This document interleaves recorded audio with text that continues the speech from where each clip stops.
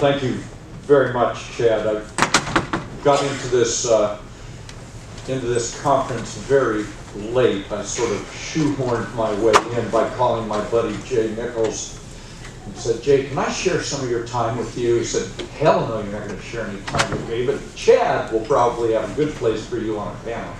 So I think that I want to thank my friend Jay Nichols, and Chad, thank you for accommodating my impolite effort to get myself in here.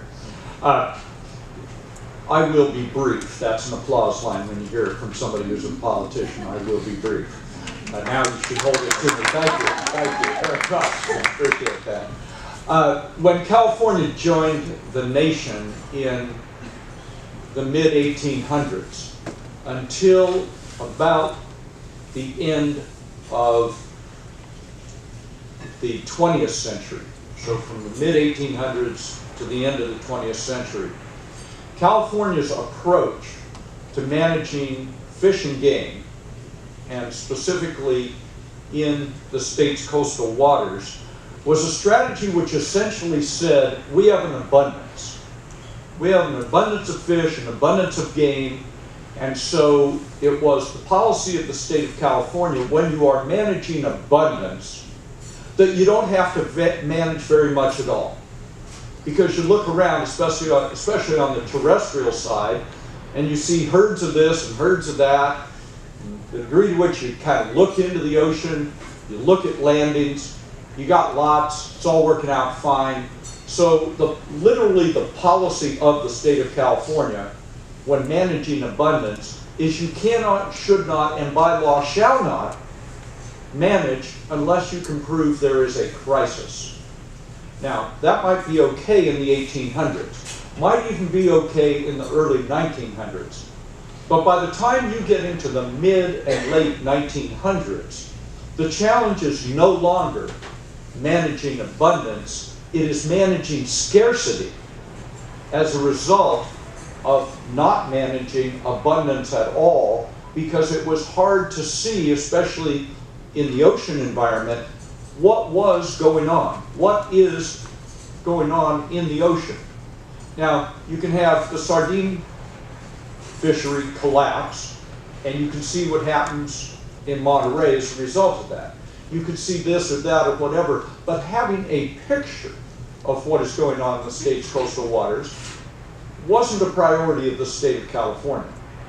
And frankly, it wasn't until some of the fine research institutions represented in this room, and along with folks who had some real foresight and knowledge about the facts on the ground, facts in the ocean, that we got to a place where folks said, wait a minute, this notion of managing abundance through not managing much at all is a prescription for serial killing species by species in the ocean environment. And we have to dramatically, rapidly, right now, make a change in that legal management structure. And so I had the good fortune, it's not about me, this is a good fortune of serving in the legislature at an important time, of being able to work with Caitlin Gaffney and a lot of other folks who are in this room, and some who aren't, to be able to try to design what would that look like if you really did want to, and my buddy Charles Lester is here and other people who have big visions on this. How is it that you now manage scarcity effectively? And so at first we looked at, well, what the heck is in the toolbox these days? And as Chad has mentioned, one of the tools in the toolbox was marine protected areas. But are those really marine protected areas? Are you just painting lines on the ocean and saying, ah, that was a good thing, let's walk away from that? We put a marine protected area in, a limited catch area, a this, that, or something else. But are they enforced? Are they measured? And quite frankly, I get the idea that if you can measure it, it doesn't mean necessarily that you can manage it, but I will stipulate that if you can't measure it, you sure as hell can't manage it. And so getting to a place where you can paint lines on the ocean, called marine protected areas, and that it means something, was a big jump and a big leap and a big movement. So in order to make that happen, the idea is, well, let's say that the marine protected areas as they currently exist, this is back in the late 1990s, we have to simply stipulate it doesn't work. And if we want to continue to say this is a genuine tool in the toolbox, then you have to say, we're no longer going to do this simply by talking to a few scientists or talking to a couple of fishers or doing this or that or whatever we were doing before. It is not a comprehensive approach. It does not have the buy-in of, if you will, the stakeholders, the community members, everybody else. And in fact, if you do it in a regulatory and legislative way that does not involve everybody involved in it, you can absolutely guarantee you will get a level of pushback on that, that even some new tool that you design is an ineffective tool. It will simply not be usable in the ways that we would want to be able to get good outcomes, whether that's on a fishery basis or species basis or a water column basis or whatever all you people, because I just dropped the 3 words I now know and that's it. I'm an elected official. Of course I couldn't go one layer down from there. But you folks can. And you taught those of us in the legislature how it is you do that. So you get, at the outset, you get this approach to it with the Marine Life Protection Act, which says we're going to jackhammer all that up. And the first thing we're going to say in the law is that the state has a legal obligation to manage these public trust resources in the ocean in a way that is proactive, in a way that makes sure that the tools in the toolbox are useful. So what we did in that, as well as the Marine Life Management Act, is recognize the importance of good, sound, iterative science. If that isn't the foundation, then the debate is endless about what you could do or should do or whatever, because you haven't agreed on the facts. You haven't agreed on the nature of the problem. And you haven't agreed on the metric or metrics or process you're going to use to evaluate whether the change you're trying to make is the right change or not. And so by developing the Marine Life Management Act, saying that the work of the state needed to be based on good, sound, iterative science, and that you would develop through a stakeholder process fishery management plans, and this part is really important, you no longer have 120 members of the state legislature serving as a state fish and game commission. Now this should scare the hell out of you, based on what you've already heard from me. I was what passed for in the legislature an ocean expert. Yes, I know, you're in stunned silence about that. But imagine what the other 119 legislators were like. I mean, God love them, they're all good people. That's not my argument. The argument is they know between little and nothing about what's really going on in the ocean, and most of them don't represent districts that touch the ocean.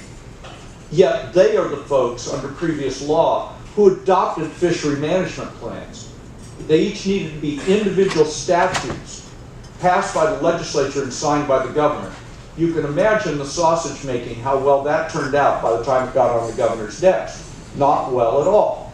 That's not because they didn't want to do something, it's because they didn't know how to do the right thing.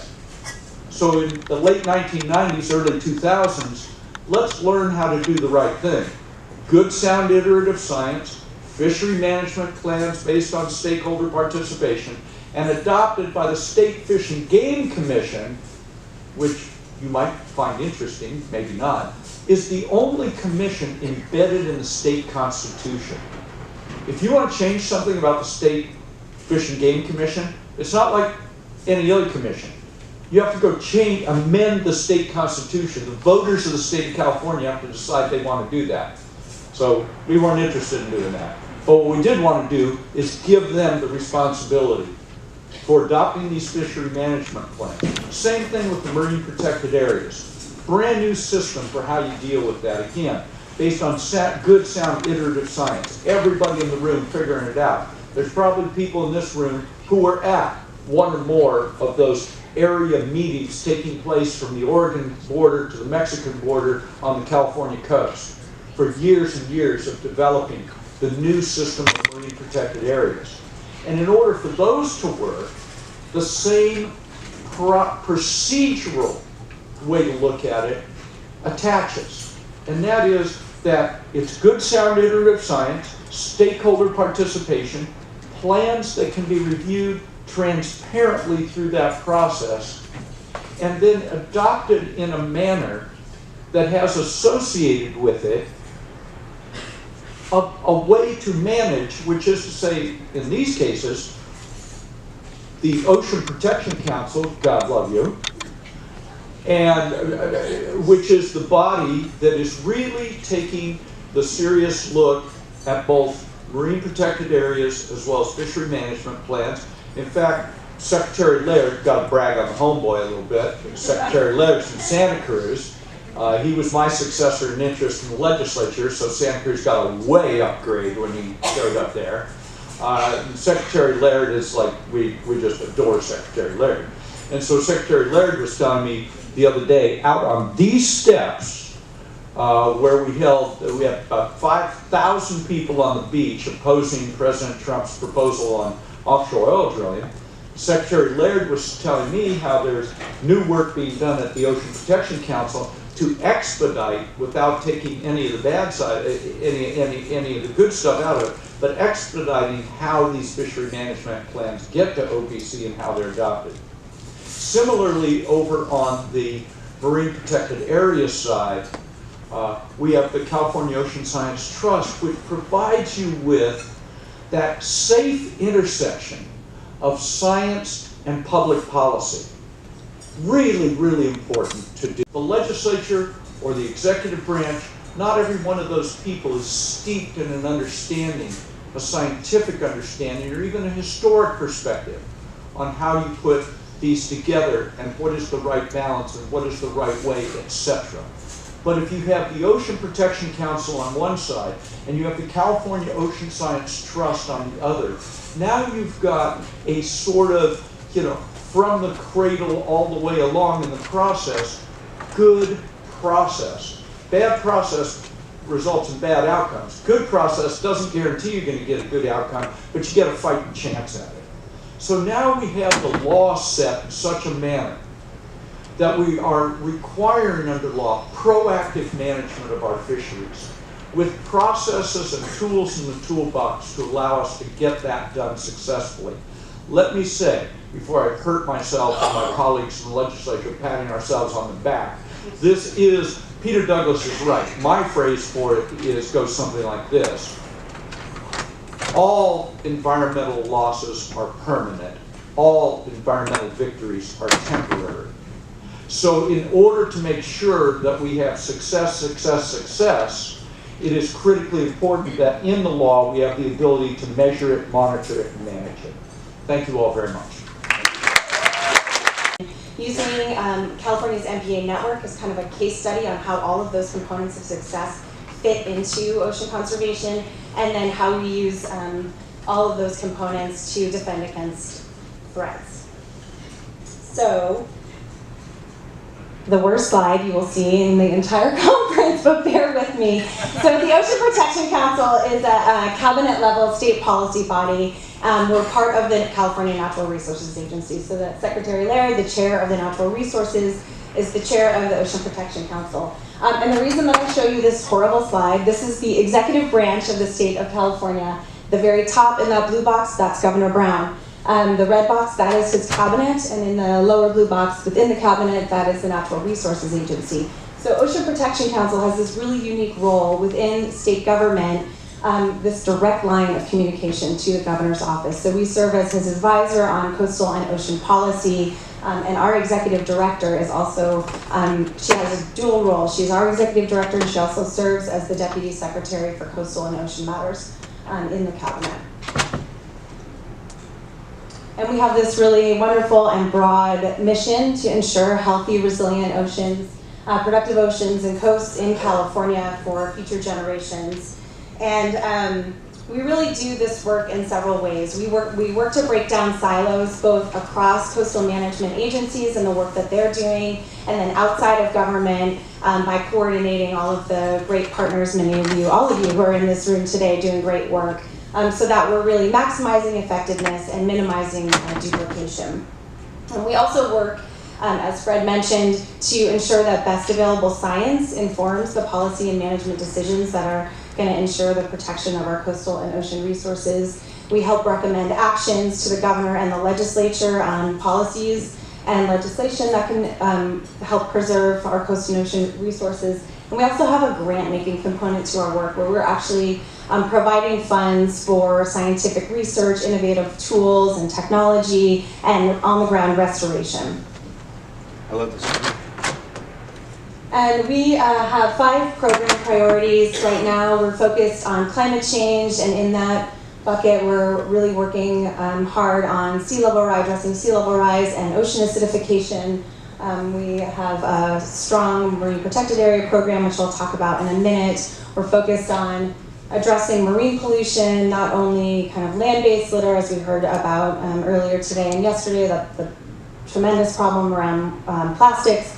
Also trying to get a better understanding on the impacts of microfibers and microplastics, and addressing ocean-based litter, derelict fishing gear and aquaculture gear. And we have a sustainable fisheries program that is addressing many of the things that Fred referenced. Also thinking about how we ensure that coastal communities that rely on healthy fisheries are resilient and able to adapt in the face of changing climate. And then we're also addressing emerging uses of the ocean, such as things like renewable energy and offshore wind. So when I think about what the formula for success is for ocean conservation, I think there are really 4 components. Improving ecosystem health, and that gets at improved science and innovation and tools and restoration. Strengthening governance, so really making sure that our coastal management agencies are talking to one another, that they're not at cross purposes with one another, that we are really engaged and partnering with all of the communities and stakeholders, like everyone in this room, making sure that we have champions in the legislature who know more than they say they know, and can carry that message about the importance of protecting our ocean through the legislature and to the governor. Leveraging partnerships, again, with our coastal agencies and with all of the on-the-ground local expertise. And finally, it's really important for us to cultivate ocean stewards, because we're all here now, but if we don't instill that value and importance of ownership and stewardship, we're going to be gone and no one's going to be there to take our place and to continue to take care of these places. So we've heard a lot today about the importance of marine protected areas in improving ecosystem health and why we created them in the first place in California and the value of them globally. So I'm not going to repeat any of that now. You can see the slide on the left shows our network of 124 MPAs in California. What I want to talk about today is the work that Ocean Protection Council has been doing along with all of our partners across the state to ensure the long-term durability and success of this network. And several speakers today touched on this. We need increased outreach and education, so there's awareness and buy-in and stewardship. We have research and monitoring, enforcement and compliance, and permitting and policy. And all of those components are part of the state's MPA management plan. And so we're really focused on making sure that all of those components are kind of feeding into that formula for success, right? So when we think about the first bullet point, the ecosystem health and resilience, of course MPAs already serve that role. That is their main purpose, to kind of rebuild and make whole those ecosystems. But in addition to just putting them in the water, as Fred mentioned, we need to monitor them. We need to make sure that we understand what's happening, and be able to adaptively manage them if they are not meeting the goals of the Marine Life Protection Act. So we have baseline monitoring that's been completed, and we are in the process of finalizing a long-term monitoring plan that will help us understand what's happening with our Marine Protected Area Network. We also have this was mentioned earlier too, that we can use our marine protected areas as a way to understand other changes in the ocean, right? So Ocean Protection Council funded that Reef Check project that's looking at the ability for marine protected areas to provide resilience against the impacts from ocean acidification. So we're continuing to think about ways in which we can leverage our marine protected areas and the research happening in and outside of them to understand the impacts of other changes in the ocean. And I think another really good point is, or my second point on my formula for success is around strengthening governance. And this really gets to our MPA statewide leadership team. So this is a group that meets quarterly. It includes representatives from state agencies, the West Coast Office of the National Marine Sanctuaries, national parks, and we've got external partners, including the Resources Legacy Fund, Ocean Science Trust, and the MPA Collaborative Network, and all of those folks get in the room and talk about how they can work together to make sure that we are managing our MPAs in a way that they're understandable and we're monitoring them and they're being enforced. So that is a really critical way to make sure we have ongoing communication and discussion about how we're working together to protect these places. In addition to that, good governance is really about having champions in the legislature. Several years ago, the state legislature allocated an annual allocation of $2.5 million in the state budget every year for MPA monitoring, and that is a huge success and a huge win. Much thanks to Secretary Laird for helping make that happen, and that's really important as we go forward and as administration changes and members leave. We still have that ongoing value and support financially. And then I want to speak a little bit about partnerships and stewardship, because that is really the key to the long-term success of these special places. So we have a breadth of really strong partners who are helping us do this work that we could not do alone. So we have this amazing powerhouse of nonprofits in the state, including folks you've heard from today, Heal the Bay, Surfrider, NRDC, everyone, I'm missing a million people, the National California Marine Sanctuary Foundation, and everyone is really working together and coordinating to make sure that we're managing these places well. We also have a network of MPA collaboratives, and those are 14 county collaboratives up and down the coast that are made up of volunteers, local community members, ranging from fishermen to educators, to people who just love the beach, who are volunteering their time to help get the word out and to help make sure people understand MPAs and love them and adopt them as their own and want to take care of them. In addition, I think we heard earlier today about the Citizen Science Program, MPA Watch, where people are going out and monitoring human uses to understand how people are using the ocean inside and outside of MPAs. So all of that was really a way for me to paint a picture about this incredible social, financial, and political infrastructure that we have in place in California that allows us rapid mobilization when we have threats like offshore oil drilling. Right, so we've already got all these people who care about the ocean and they're working already on MPAs and water quality and a million other things to protect our ocean. And then something like this happens, and you get a letter from the 3 West Coast governors opposing offshore oil and gas drilling. You get an op-ed from the Secretary of Natural Resources, a resolution from the Ocean Protection Council, and a letter to the Secretary of the Interior from the Ocean Protection Council opposing offshore drilling.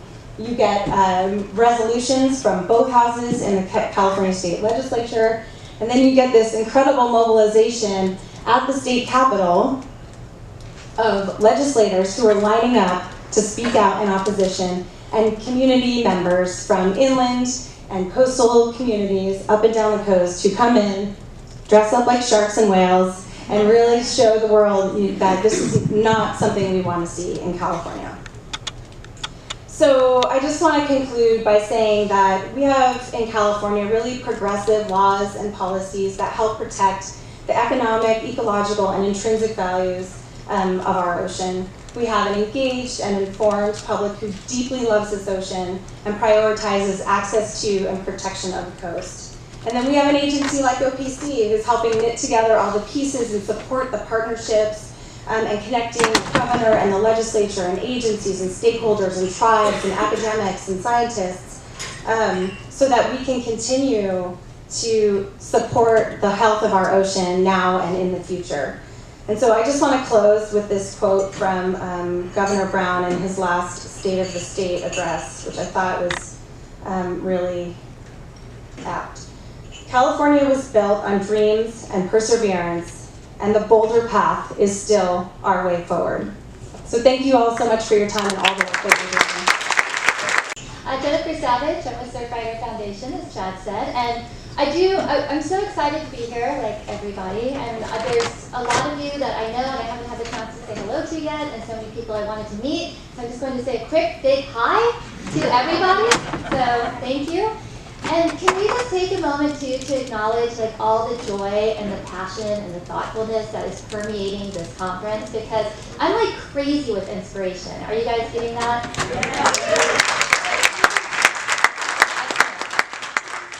And so before I launch into talking about all the threats and all the tangible actions that need to be taken to prevent those threats from becoming realities, I just want to actually talk a minute about inspiration, because just like hope is the antidote to despair, inspiration is the impetus for action. And that leads me to just a little quick personal moment. Last night I was sitting in the hotel room that I was sharing with my good friend and inspiring colleague, Jenn Eckerle. And she, of course, was being the dedicated professional, getting work done, whereas I was like on the bed, like, oh, I'm so sleepy. And I decided, well, I'm going to at least write in my journal. And lest you think I'm ambitious in any way in that regard, I'm terrible at keeping a journal. But a few months ago, somebody gave me this advice. They said, write one sentence every night, and you'll be surprised when you flip back how much that will trigger, right? So I was like, oh, I could probably do that. Even somebody who's very sleepy at 9:30 at night could do that. So then, of course, I tortured Jenn by telling her all about this and reading her examples, because that's the kind of friend that I am. Let it be known if you share a hotel room with me. But I came across this one that I thought I would share with you guys. So November 25th, 2017. Surfed for 3 hours and was high from the beauty of the water, sky, and light. Okay, not the most eloquent thing, but I'm sleepy at night and I'm just making a note. But I wanted to share that with you guys because one of the occasionally disheartening things about being an environmental advocate is you don't often get to talk about the intrinsic value of places, right? When you go into a lawmaker's office or you're at a policy meeting, it's all about the economics, and it has to be, right? Because coastal economics are so important. Any state, country, region that has a coast, the coastal economic impacts are profound, and they really determine the way of the life for the people in that area. So I fully get it. But I didn't start volunteering with Surfrider 10 years ago because I was fascinated by coastal economics, right? I just wanted to protect this place that I love. And I wanted to make sure that for the rest of my life and for my kids and for the people that I love, that we could all experience that transcendent joy and inspiration that the ocean provides just merely by existing. And so, I think that I would hope, I'm sharing this because I'm assuming all of you can experience that and that similar passion, and that's probably more why you're here as well. And then with that, I will say that there are some people who don't feel that way. It's so crazy. And we will now move on to the threats and actions portion of this talk. So you've heard a lot about things being protected forever, and then you've also heard a little bit about that, how that's sort of not necessarily always true. And so this is about protecting the protected, but the reason we're talking about it is because there are people who are trying to unprotect what already has been protected. So you've heard a lot already about the history of environmental ocean protection advocacy in California, and so I just summed it all up, as in many good things have happened over the last several decades, right? We had the Marine Sciences Council, we've had a ton of positive national action, the ocean became acknowledged as a thing that was really important and we should have a plan for. NOAA was created, the Marine Mammal Protection Act was created, the Marine Life Protection Act was created, and our network of marine protected areas came into being after lots and lots of hard work. We have the collaborative network, Channel Island reserves. It's just, there's so many great programs. 1998 was the year of the ocean. I think every year should be the year of the ocean, but that was an official one. So there's lots and lots of good things. And during that time, we also had the creation of our 4 California National Marine Sanctuaries and the expansion of those same sanctuaries, important, because then it all goes dark. Okay. And then, that was more dramatic than I intended. And then there was a giant oil spill. Okay. I shouldn't even joke, because we're getting to that. So in 2017, a lot of bad things have happened. The federal administration is not what it was a few years ago. It's very different, as we all know.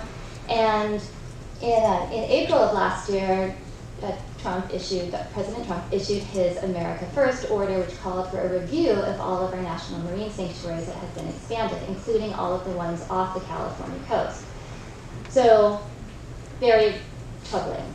And hundreds of thousands of people wrote in, called, made comments, and then at the end of the year, there was actually a report filed by Wilbur Ross, and the public doesn't get to see it. So we're talking about public land, public waters, public comments, this whole public process, and I don't know, it's just some little report over here, nothing to see. I feel like it's got bad news in it.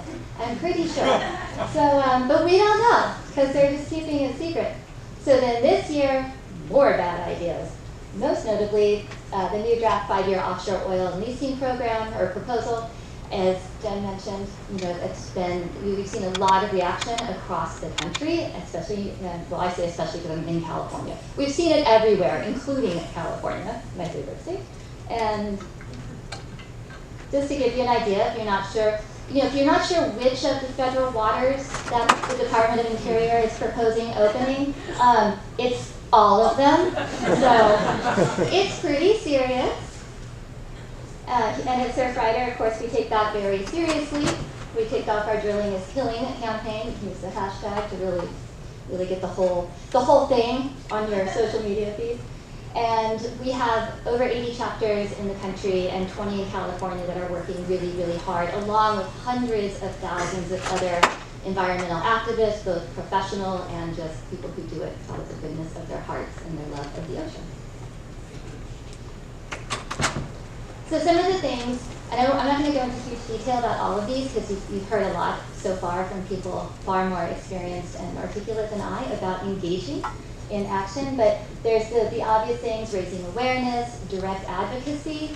So if you haven't called your representatives yet, local, federal, state, make those phone calls because they need to hear. Even if they're like the total good guys, that's one of the things in California is we have, like, all my people, they're all great. They're 100% on the side of right when it comes to environmental issues. So I'm like, oh, who do I call?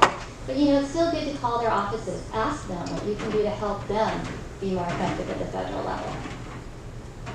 Also, of course, there's the media, building coalitions. I wanted to give that a special acknowledgement because when you get a whole bunch of thoughtful, passionate, concerned, caring, motivated people in a room, you can get a lot more done than just hanging out by yourself. So another thing that we're doing here in California, and this has been incredibly effective on the East Coast and in the Gulf as well, is encouraging local city and counties to pass resolutions saying no new offshore oil drilling. And so far, I checked this morning, they're happening so quickly, like it's really, I could be off, right? But this morning, before I came here, there were 33 at this point, 33 cities and counties. Yeah, you clap, that's a good time to clap. So a lot of great action happening there. So if you live in a city or county that hasn't passed a resolution yet, that's another way that you can get involved in helping to make sure that happens. Because when the politics change, that's when you see policy change. So I'll put in a plug for voting, but you guys all know that. You're going to vote in the midterms and change this terrible direction we're in, right?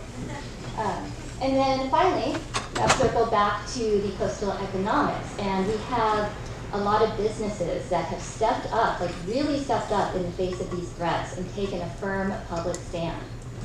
So one of the ways that we're really encouraging people to join that movement is by joining the Business Alliance for Protecting the Pacific Coast, or BAPAC.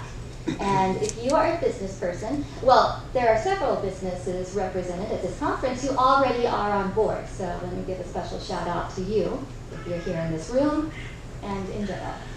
But we have at this point over 1,000 clean energy companies, fishermen, outdoor recreational companies, so many different chambers of commerce. Like it's just a huge variety. So you can go to defendthepacific.org. If you are a business person and you're not on this list, please go to defendthepacific.org and sign up, because when you bring business voices into the conversation, you get people listening who would not necessarily listen otherwise. It changes the conversation in an important and powerful way. Finally, if you are not a business, but just an individual person, an NGO, a lover of the coast who lives wherever, you can go and check out protectthepacific.com, and it will walk you through how you can make comments, how you can get involved on whatever level you would like. March 9th, which is Friday, right? March 9th is Friday. I forget what day it is because I'm always driving in the same exact time zone. I don't know why it's so confusing. But it's, this Friday is the last day to submit comments. Now, given the federal administration that we're currently working with, I can't promise your comments will make a difference at that level. However, it is absolutely imperative that as many people as possible comment on behalf of protecting our coast from new offshore oil and gas drilling, because at some point it makes a difference. It might not feel like it when you're filling out the very boring government website form, but it translates into a bigger, more powerful statement. So don't feel like it's not worth your time. It is kind of like a really boring website. They don't make it easy. But just go to protectthepacific.com, which is an awesome website, and that will make it fun and easy, and you'll know that you are doing something tangible to make a difference. And if you haven't called an elected representative, call, write letters to the editor, get involved with your local Surfrider chapter or other environmental organization. Everybody is fighting offshore oil. So it's actually a campaign that's pretty easy to get involved in and be effective immediately. And so the other couple things that I would leave you with, once you take tangible action, is that you also work to cultivate inspiration in your own life. Because it can feel a little bleak working on environmental issues, and we all need something to make us feel better and inspired. And when you've done that, work to be